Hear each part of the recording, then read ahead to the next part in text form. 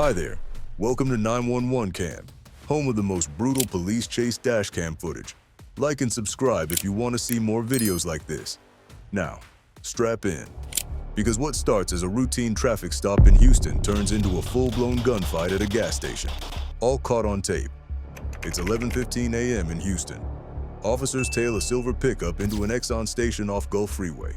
Inside the truck, Jimmy Bryan, 23 years old, armed and wanted on a drug warrant. I definitely got him in position to speed out of the parking lot when it starts fast. They're lit up, still on the service road, passing the McDonald's. It's kind of slowing down. He is not moving around. I don't know how the Exxon parking lot. He's looking down a little. 2 units roll up quiet. Officer Mark McMurtry approaches the passenger side. Officer Justin Sally heads for the driver's door, calm but alert. What's up, brother? Hey, how you doing? You in park? Is this your truck?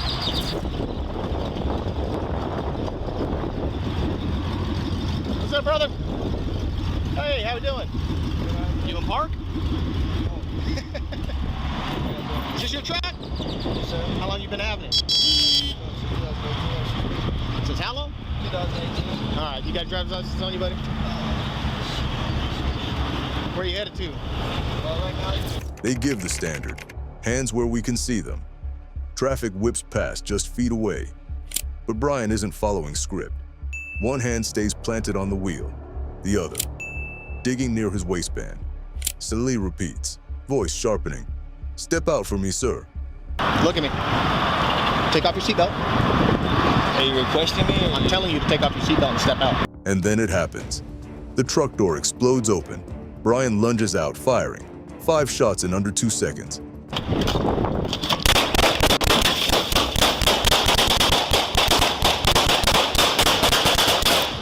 Sally's hit low in the pelvis. 1 round ricochets off his vest. The flash from the strike lights up his flashlight. He stumbles back, returns fire, and dives behind a gas pump. McMurtry flanks right. It's a shootout in broad daylight. Bullets sparking across concrete. Bryan's hit, but still standing, for a moment. He slumps against the truck, blood blooming on his shirt. Backup screeches in.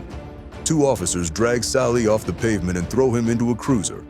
They don't wait for an ambulance. They burn rubber to the ER, barely 90 seconds after the first shot. Back at the scene, Bryan's still breathing, barely. Officers keep their weapons drawn, yelling, "Move away from the gun." Need a tourniquet now! I've been hit. Jared! I got it. Hey, I'm bleeding a lot. He's high up.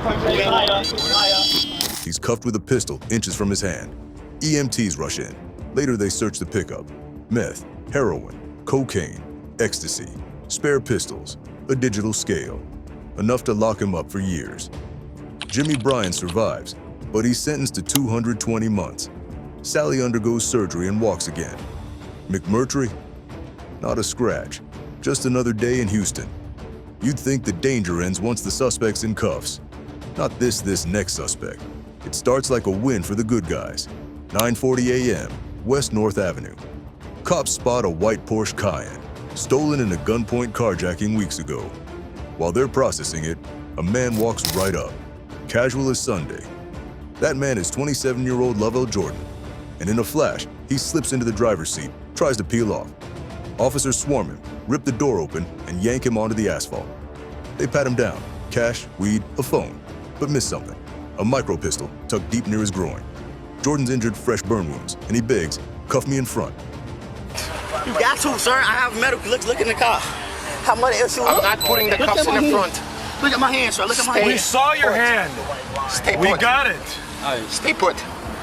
They refuse, lock his wrist behind him, and toss him in the cage-back seat of a squad car for the 2-mile ride to CPD's Grand Central Station.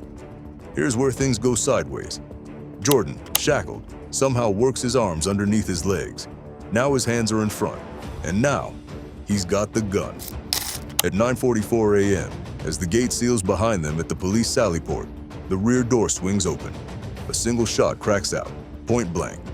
One officer goes down, hit in the chin and neck.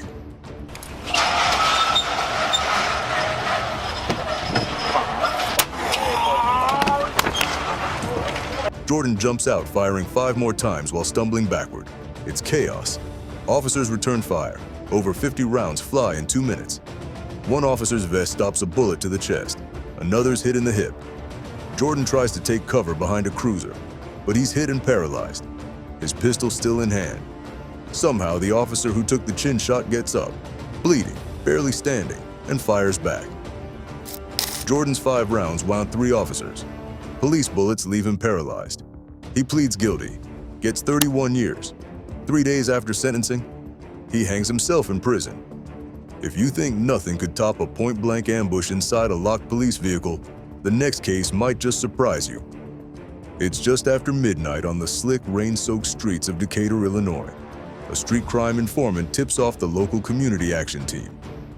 Jamonte Neal, 32, is riding dirty with a gun.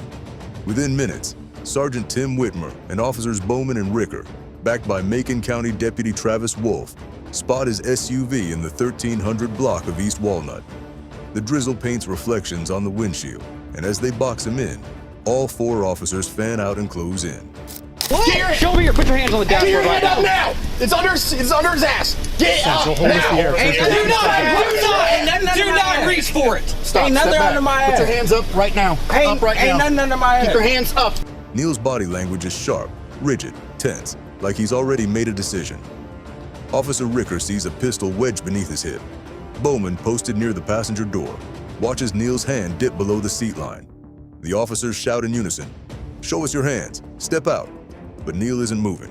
He's sitting half upright, seatbelt across his chest, refusing to comply and repeating, "Ain't nothing under my ass." Stop, ain't nothing step back. under my ass. Put your hands up right now. Up right now. Ain't nothing under my ass. Keep your hands up right now. Do you understand Ain't me? nothing under Up my on the ass. fucking grab the roof right now. Seconds tick by like hours. Then Whitmer, the sergeant, strides toward the driver's door, shoving past his officers and barking a final command with weapon drawn. "Put your hands up right now." Neal flinches, and the storm breaks. In a flash, Neal draws a second pistol and fires 4 times through the window.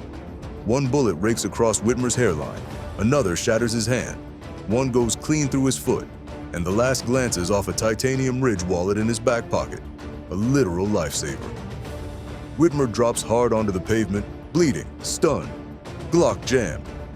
Touch me. Stop. Shot fire! Shot fire! Shot fire!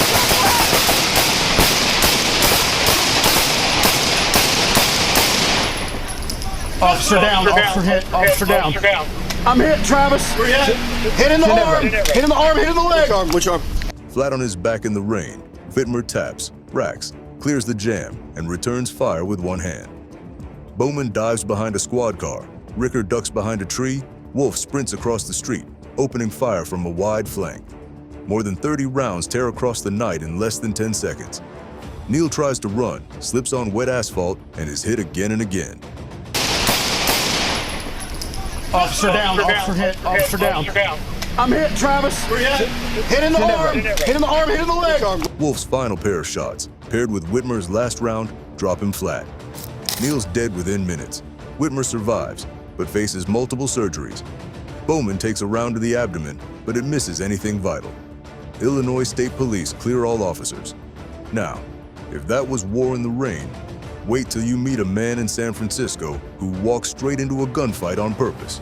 It's 2:53 p.m. in San Francisco's Bayview district, when plainclothes officers close in on a felony suspect near Catalina Street and Fairfax Avenue. What's up, man? How are you? What's your name, bud? Right? Yeah. The takedown is messy. The man resists, backup is called, and a crowd starts to form. But it's what happens next that turns a standard warrant arrest into a front row ticket to chaos. Across the street, 41-year-old Ryan Bluford watches it all unfold. He doesn't like what he sees, doesn't care for the badges, the cuffs, the tone of the takedown, and he makes that very clear. He storms over, yelling for the officers to release the man, barking threats like they owe him a debt. "Uncuff him right now," he says, "before I kill one of you." His voice is sharp, wild. Then he lifts his shirt, and that's when things shift. Uncuff me right now! Uncuff me right now! On my mama's soul, uncuff me right now! Uncuff me right now! I said uncuff me right now! On my mama's soul! Uncuff me right now! Because tucked into his waistband, clear as daylight, is the butt of a pistol. A marked cruiser arrives just in time. Officers Marco Radden and Peter Van Zandt exit fast, weapons drawn, positioning themselves behind the cruiser's engine block.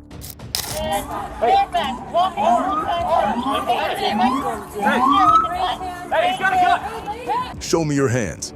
Get on the ground," they shout, over and over, at least 40 times. Get your hands up! Get your hands up! Get your hands up! Get your hands up right now! Hands up right now, I'll shoot! Hands up or I'll shoot! Hands up or I'll shoot! But Bluford won't budge. Instead, he starts pacing, one hand still down his pants, and flips them off with the other, smirking, daring, defiant. Then without a sound, he draws the pistol. Not fast, not frantic, smooth, practiced, deliberate, .45 caliber, raised waist high and aimed directly at the officers. There's no time to wonder if he's bluffing. Radin's rifle and Van Zandt's sidearm fire almost simultaneously. At least 5 rounds crack in under a second. Out! Put your hands up and get on the ground! Put your hands up and get on the ground! Fuck! And Bluford drops like a switch got flipped. His pistol clatters across the pavement untouched. No shots fired from his side, just a threat, a fatal one. Officers rush in, push the growing crowd back, and begin CPR while paramedics are en route. Bluford is pronounced dead shortly after arrival at Zuckerberg General. The .45 recovered on scene is unregistered. Investigators later discover he'd only been out of prison for a year. His last conviction tied to a gang rape back in 2006. But if you thought a drawn pistol in broad daylight was the peak of unpredictable danger, then brace yourself, because the final story takes us to a quiet street in Lancaster, where a simple 911 call turns into a deadly brawl with a ghost gun and no margin for error. Okay. Hi, there was a guy who just pulled a gun on me. I'm at Meadowview Point, or Meadowview Lane at the apartments. What's the address? It's just past 7:07 p.m. in Lancaster, California, when deputies from Los Angeles County respond to a 911 call about an armed robbery. A man in a black t-shirt and jeans had reportedly pointed a gun at someone near Meadowview Circle and fled east on foot. The radio buzzes with urgency. 211 suspect, possibly still armed. Officers converge on the area fast, scanning alleys, yards, side streets, anywhere a man with a gun might vanish into the quiet sprawl of a residential neighborhood. Then, near the 1000 block of West Avenue J12, a deputy spots him. Eric Barrios, 31 years old, sweating, pacing between parked cars, matching the suspect description almost too perfectly. The deputy draws his sidearm, commands Barrios to the ground, and radios for backup. Trying to tell him that I was over here. Turn around. Hey, 110, right? I'm taking a 211 suspect at gunpoint. J12 just east, or correction, just west of Country West. Hey, turn around. Turn around. When additional units arrive, the 3 deputies move in, cautiously. What starts as a textbook felony stop turns ugly in seconds. Bodycam footage later reveals Barrios arguing, resisting, thrashing as they try to pin him down. One deputy fumbles with a taser, another tries to grab his wrist. They wrestle, grunt, shout commands over each other, until one chilling phrase cuts through it all like a blade. 417, he's got a gun. Before the taser even arcs, Barrios pulls a 9mm ghost gun from his waistband and fires. A single round punches through a deputy's lower torso, while another deputy fires back immediately, sending a 6-shot burst into the pavement and the suspect. Shot me! 417! Taser, taser, taser! Help me! Put your...